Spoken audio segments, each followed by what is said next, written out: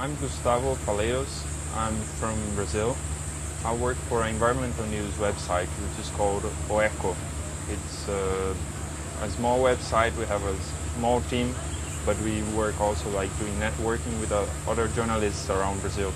If we step back from Brazil and we look more generally at the presence of developing world journalists from countries like Brazil that have a lot a lot at stake in terms of the outcomes of these negotiations, what would you say about the presence of journalists from the wider developing world community? We have all these agencies, the main news agencies, AP or Reuters, and these agencies doesn't have people from developing countries. So the main news that this kind of agency is getting here, it's focused on the negotiations which interest for developed countries. So I think developing countries are still coming slowly on this kind of summit. What I felt from, for example, from some of these journalists from my country, which just coming for the first time, that they are not familiar, or even me not, I don't have much experience on the negotiation process of the UN.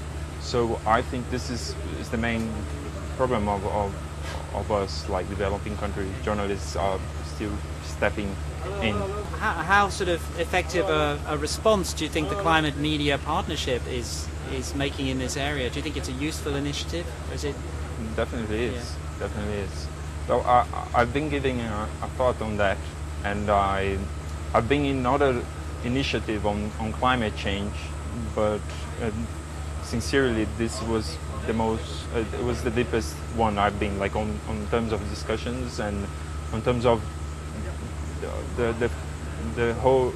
I mean, during the whole convention and the whole discussion, we've been like changing some ideas.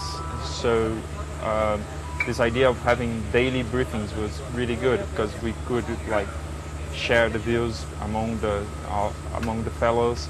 So it was really good, and I'm glad that I had new knowledge.